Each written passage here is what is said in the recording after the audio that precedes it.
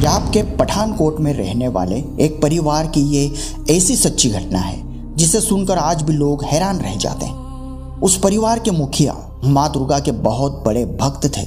सालों से घर के मंदिर में पूजा पाठ होता था और पूरे परिवार का विश्वास भी इसी भक्ति पर टिका हुआ था। घर में यही माना जाता था कि माँ दुर्गा ही इस सृष्टि की सबसे बड़ी देवी है और उनकी भक्ति से ही मोक्ष मिलता है। लेकिन साल 2005 में एक ऐसी घटना हुई जिसने इस पूरे विश्वास को ही हिला दिया। जब परिवार के मुखिया की मृत्यु हुई और अंतिम संस्कार के 3 दिन बाद उनकी अस्थियां उठाकर घर लाया गया, तभी अचानक कुछ ऐसा हुआ जिसकी किसी ने कल्पना भी नहीं की थी। कहा जाता है कि उनकी आत्मा अपनी ही छोटी बेटी के शरीर में प्रवेश करके बोलने लगी और जो बात उस आत्मा ने कही उसे सुनकर पूरा परिवार हैरान रह गया। वो कह रहे थे, जीवन भर पूजा पाठ करने के बाद भी मेरे पास कोई आध्यात्मिक कमाई नहीं बची और अब मैं भूत बनकर भटक रहा हूँ। ये सुनकर अश्विन कुमार के मन में एक सवाल बार बार उठने लगा। अगर माँ दुर्गा की साधना से भी आत्मा को मुक्ति नहीं मिलती तो फिर सच्ची भक्ति आखिर है क्या? यही सवाल आखिरकार उन्हें संत रामपाल जी महाराज के ज्ञान तक ले आया। आखिर उस रात ऐसा क्या हुआ था और कैसे मिली उस भटकती आत्मा को मुक्ति? आइए सुनते हैं खुद अश्विन कुमार की जुबानी ये पूरी सच्ची घटना। नमस्कार जी। क्या नाम है जी आपका? मेरा नाम है जी अश्विनी कुमार शर्मा। अश्विनी जी कहाँ से आए हैं आप? मैं पठानकोट पंजाब से हूँ जी। सर आपसे जानना चाहेंगे, संत रामपाल जी महाराज जी से नाम दीक्षा लेने से पहले आप क्या भक्ति साधना करते थे? ऐसे है कि ये मैं बात यहाँ से शुरू करता हूँ कि हमारे घर एक मंदिर है फूलों वाली माता का, और वो मंदिर जो है दुर्गा का मंदिर है, शेरा वाली का। उस मंदिर में मेरे पिताजी सन 78 से वहाँ पर वो पूजा पाठ करते थे, उस मंदिर को संभालते थे। और उस मंदिर को जो है वो इतनी देर से संभाल रहे थे। और उस समय मेरी जो उम्र थी उस समय 5 साल की थी, 11 साल की थी। जब मैं उनसे क्वेश्चन करता था कि पिताजी आप बताइए कि ये दुनिया और ये ब्रह्मांड कैसे बने हैं, उनको इस बारे में जो नॉलेज थी जो आम सबको थी। पर मेरे बाद ये जो है सन 78 की बात है, उसके बाद क्या हुआ, वो मंदिर जो हमारा बना है वो एक चमत्कार के अनुसार हमें वो मेरे पिताजी जो है वो बहुत क्रिटिकल बीमारी में थे, वो ठीक हुए थे।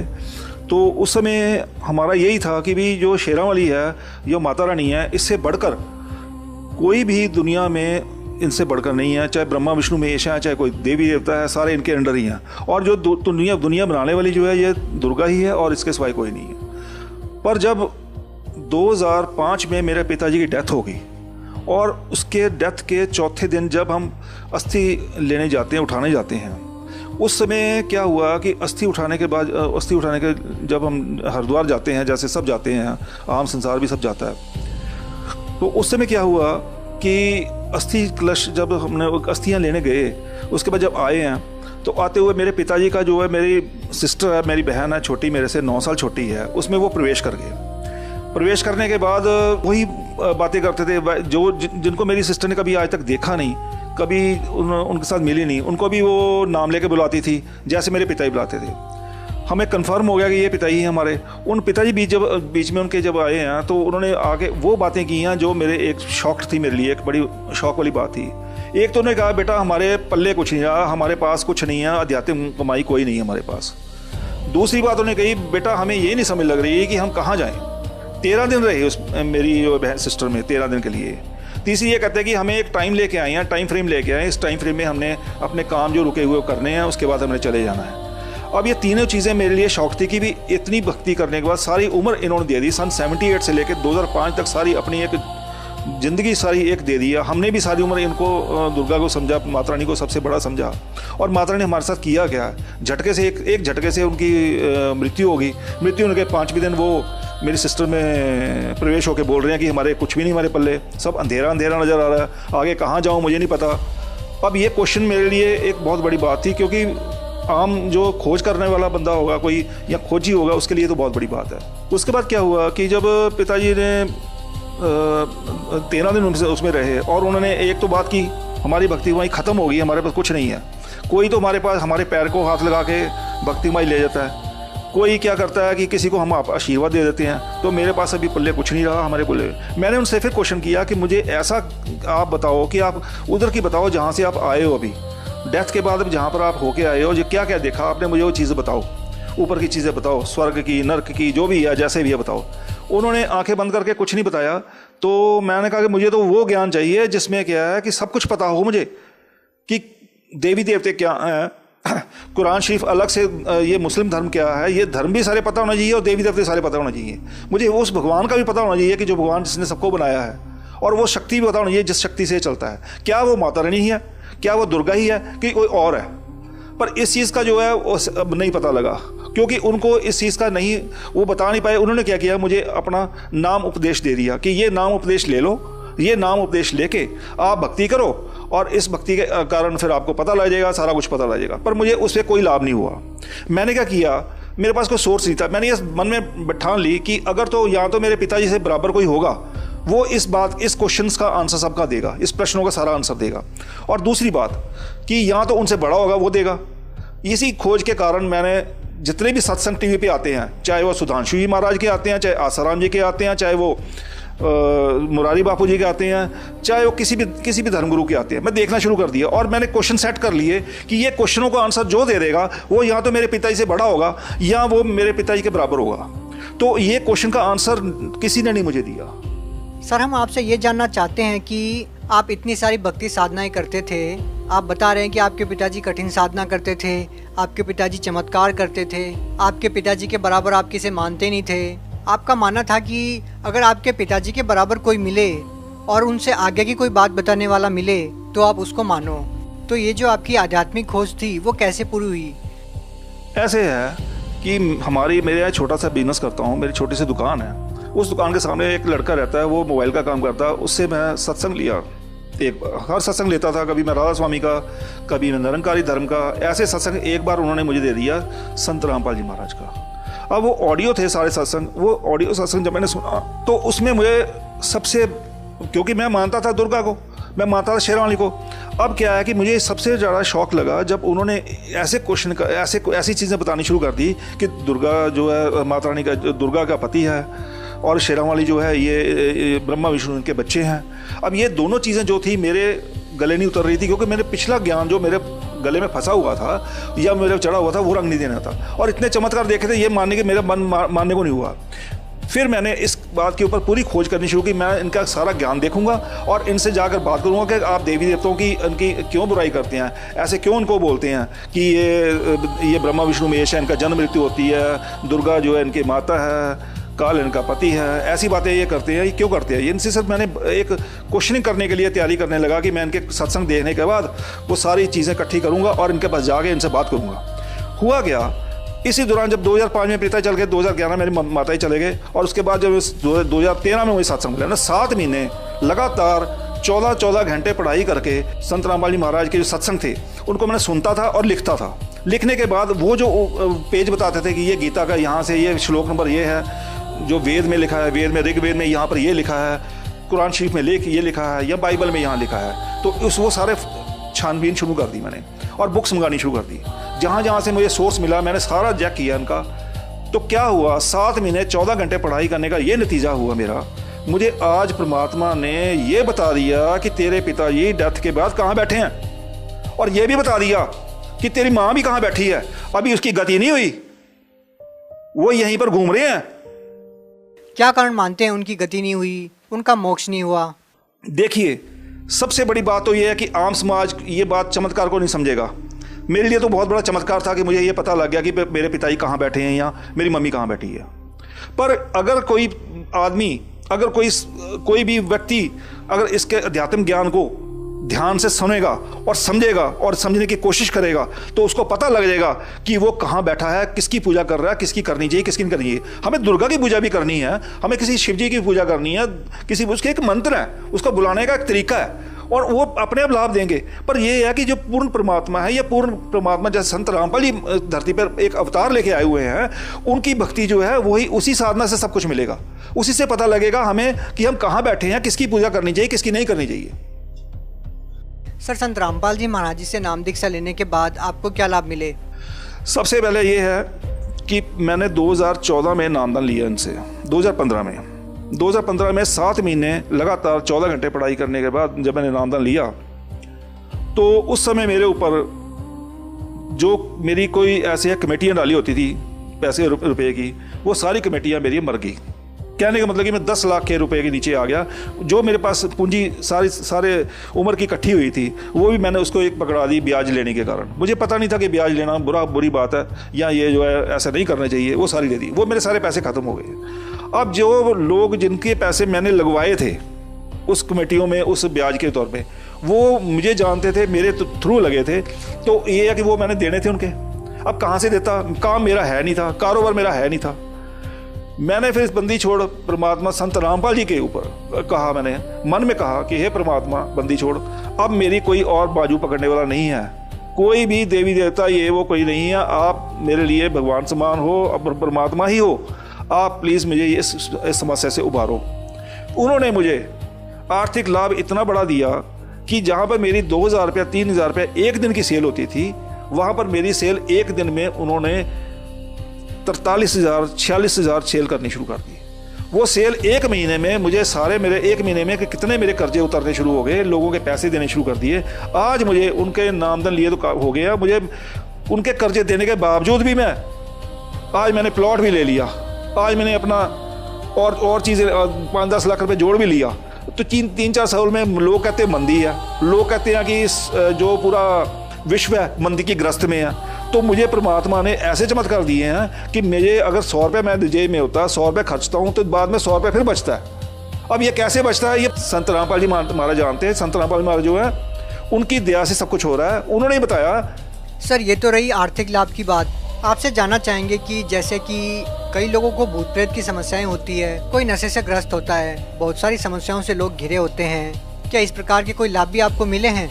देखिए, मैं तो शुरू से नशा करता नहीं था, क्योंकि हमारे घर मंदिर है, तो शुरू से हमारे वहाँ पर बैन है। हम तो लहसुन प्याज भी नहीं खाते थे, तो मीट तो दूर की बात है। तो ये जो नशे की जो लत है, ये आदमी को उस समय छूटती है जब उसको ये पता लगता है कि इस ज्ञान, अगर मैं नशे की लत अगर मैं नशा करूँगा तो मुझे क्या उसके ऊपर जो मुझे क्या दुख मिलेगा, क्या परेशानी मिलेगी।